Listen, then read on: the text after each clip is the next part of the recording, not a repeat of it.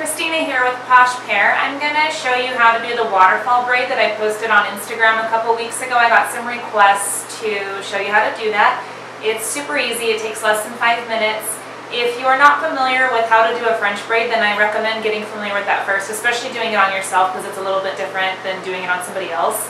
And then once you have that down, this is going to be no problem. You're going to be able to do it in less than 5 minutes. It's a great hairstyle. It doesn't look like it took less than 5 minutes. So it's great for second day hair, or if you're just in a hurry and need to get going, then you just whip this in your hair and you're good to go, and it looks like you actually spent time getting ready. So a few products you're going to need is hairspray with Tammany Flyaways. My favorite is Chi. They're firm hold. You can find this at Ulta. I was on a mission for such a long time to find a hairspray that didn't stink. I can't stand the smell of hairspray, and something that holds too. This is great. It's not crunchy. You don't need a lot, so it lasts a really long time and it smells really good. And then combs that you'll need here, a white tooth comb just for combing through your hair. I recommend this over a fine tooth if you're going through all of your hair, and I swear by these. So if you don't have one, go get one. And then a fine tooth comb for any back combing, or a Tammany Flyaways when we're done. I have a lot of hair, but it's not thick, so I typically have to back comb the crown of my head just for a little added volume and shape. So I've done that already before I even got started. And then you're going to need these awesome clear rubber bands. You can find these at Sally's. I'll show you a close up here. There's 200 in a pack. This thing has seriously lasted me forever, and I don't even know if I've gone through half the pack. You can reuse these. They don't tend to break. I've had a few break, but they are fabulous, and they don't break your hair, which is great. A lot of them are really tight, and it's hard to work with them, and so it's pulling on your hair when you're trying to secure the bottom of the braid, which I don't like, and then they end up snapping and you have to start over. So these are really good. They stretch, they're great. You can reuse them, and you get a ton of them. And then bobby pins, if you have layers and any hairs poking out, or maybe you need to clip the bottom. Sometimes, you know, when you get towards the bottom, that can fall out. So if you need to clip that up or clip your bangs back or whatever. So let's get started. I'm going to turn around to show you from the back. When you're doing this, obviously you're working a little bit blind. So that's why you need that practice with doing French braids. Now I've got my Bellamy clip-in extensions in. Like I mentioned before, I have a lot of hair, it's just not thick, so when my braid comes down to the side, it tends to get kind of thin. So this just thickens it up and adds a little bit of length. So I like to have these in when I do braids. So what you're going to do first is just grab the section that you're going to start with, and then break that into 3 smaller sections. And you want to keep this at an angle. You don't want to start this way because then you're going to have a weird shape going on. You want to kind of pull it down to the left as you go. So just get your braid started and then start pulling sections in. I like them a little thicker, but you could do it thinner if you want, just depending on how much hair you have and what kind of look you're going for. I prefer the more messy braid, like a boho casual kind. So I'm just going to keep pulling these sections in and braid down towards the left. You just keep on pulling it to that side. Trying to keep the sections somewhat even. So if you do thick, you want to try to keep them all thick so they end up being the same length or close once you get to the bottom of the braid.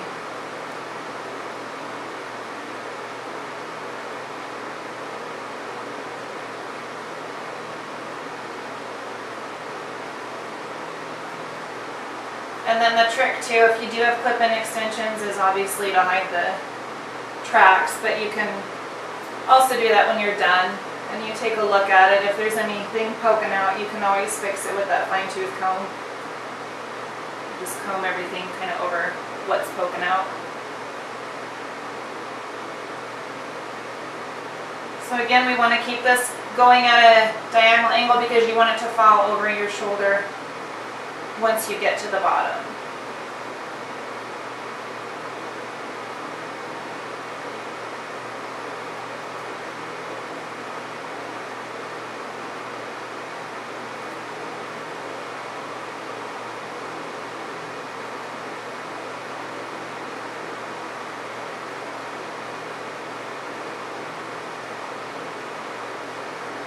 Now this part here gets a little bit tricky because if you're pulling it kind of awkward, you're going to end up wrapping some of the hair around, which looks fine. I mean, if you're going for messy, then it's fine. If you want the braid to look pretty consistent, then you just need to be careful to keep it flat right here, so you're not wrapping this hair around that and then it turns into a weird angle.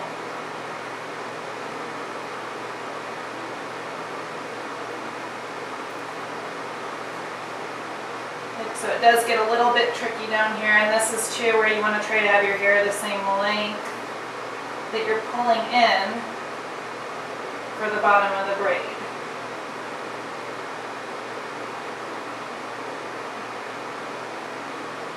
So I just braid down as much as I can and then pull it over here and continue the braid.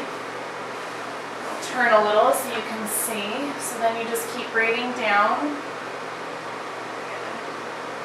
You can do this as tight or as loose as you want. I like to do it a little bit tight, and then you can always pull on it at the end to loosen it up once you're done with the braid. And then if you want to go halfway down and leave a lot of hair hanging, that's fine, or you can braid all the way down. Totally up to you and whatever style you're going for.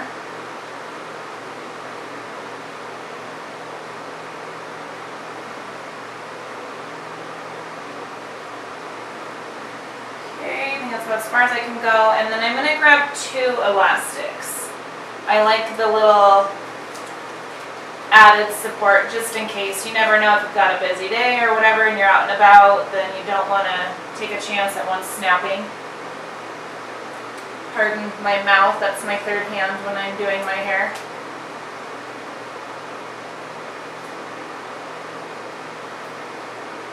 Okay, so we've got this nice and secure. And then I'm just going to comb out the bottom, and then I like to use my flat iron, or you could use a curling iron or whatever, just to make the bottom nice and neat. Kind of curl it in so it looks good. Okay, so now we've got our braid. Starts here, comes down and around, and I've got it as tight as I want in here for now. So then I'm going to just pull a little bit out. Just hold the braid here if you're going to be pulling a little bit of hair for some volume and shape, so you don't completely pull on the whole braid. Just kind of let it secure down there, and then do as much shape as you want pulling hairs out to make it a little bit loose and fun. So then I'm going to clip my bangs back off to the side here.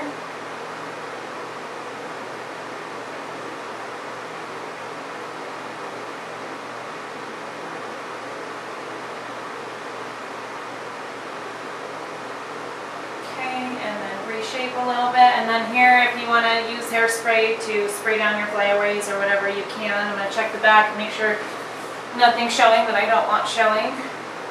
Oh, and we've got a little piece sticking out, so I'll just tuck that up in there, back in the braid.